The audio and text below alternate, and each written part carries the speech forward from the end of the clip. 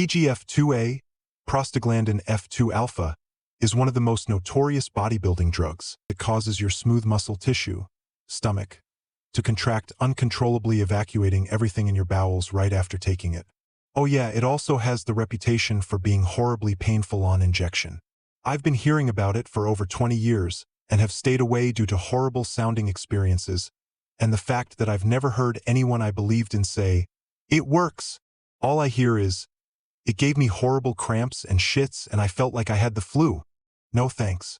I think the creeping thought in the back of my mind has been, if there was a way to reduce side effects, could it really grow new muscle?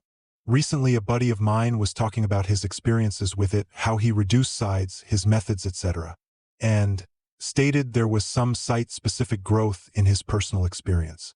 I was intrigued, and he was kind enough to donate a bottle my way to play with. What I received was an animal drug called Lutalize, 5 milligrams per milliliter in a sterile water base. You might imagine that I can't really have nice things because I always find a way to customize them. Cars, clothes, etc. Lutalize was no different. I fooled around with it for a night and was able to put it into a very, very thick hydrogel solution for injection.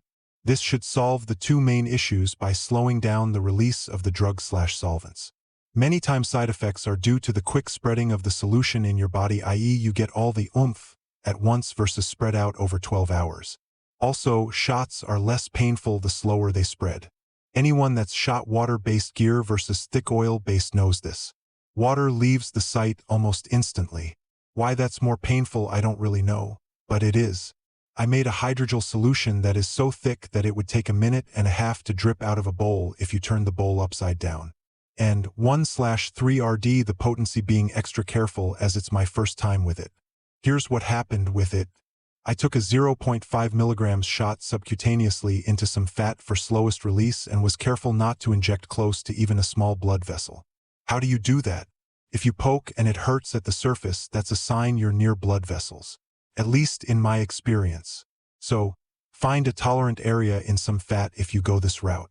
I did this 2 days in a row and gauged my results. Side effects. I didn't notice much of anything until after I took a very hot bath. I like to soak and research stuff, don't make a big deal of it, lol. After my bath, my stomach was very mildly upset in an unfamiliar way. Not horrible, we're talking maybe a 1 out of 10 in stomach upset.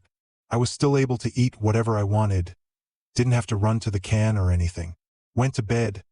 Got up the next day, fine. Still just slight residual maybe a little tiny bit queasy feeling remained. No big. Same thing the following day. I would guess that sitting in 100-degree F water with the shot location submerged ended up helping the shot dissipate faster. Hence the noticeable bump in stomach feel after. That's it. No drama. Benefits. After doing some reading, I concluded that PGF2a assisted with the later stages of myogenesis. So, I used it during the part of my little rotation where I expect that part of myogenesis to happen when I'm resting and eating/recovering. Did I grow more? Not that I could tell. And, reading some again, I saw that some reports show a 16% increase in fiber size. Now, usually when I do this little bit of growing over the course of a few days, I end up with 0.6 to 1 pound of new muscle tissue as near as I can tell, i.e. on a good run, I gain a legit pound, and the accompanying water, carbs, etc. This time I stayed tighter than usual, actually lost 2 pounds. Water? Glycogen. Now, my personal opinion is that flat muscle doesn't grow quickly. And while I wasn't flat, I was less full than when I was on my keto phase. Personally, I don't consider this a benefit when trying to gain residual sides. This is subjective, but the following keto phase, I currently do a 3-day low carb/3-day recover high carb, was constant state of pissing out my ass. It sucked.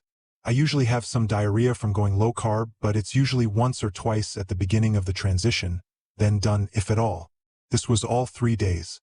My hypothesis is that in the days following my Lutalize/hydrogel injections, my stomach was in a continual, slow emptying state from the excess smooth muscle stimulation. I suspect that my gut microbiome was affected, somewhat cleared out, if that makes sense. I've experienced something similar before when I had candida yeast overgrowth episode over a decade ago. Tired, lots of the runs, etc. Basically, without that good microbiome in the gut, the nutrients aren't getting taken up. Now, here I am several days later on day 2 of my carb up and I still can't get carbed up.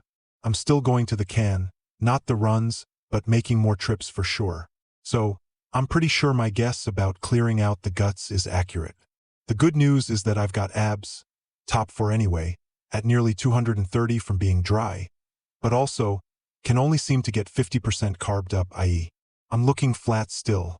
I have not tried site injections yet. I may still try next round.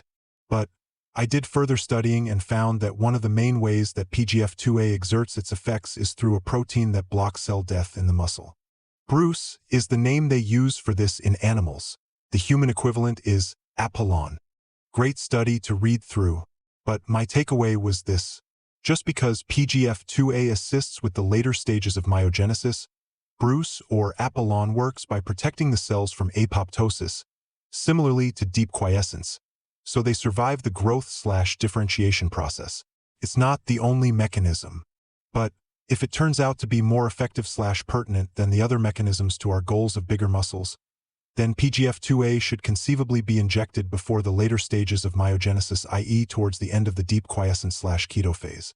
I may give it a go using this timing perhaps along with some digestive enzymes and lots of extrasoluble fiber. Also, and most concerning to me, is that PGF2a can cause heart growth/hypertrophy. Don't sleep on this side effect, i.e. as much as it can grow muscle, it can also grow heart tissue, making it less efficient. You don't want to end up like Dallas McCarver, Rich Piana et al. Links to studies below. All worth reading through if interested in this topic.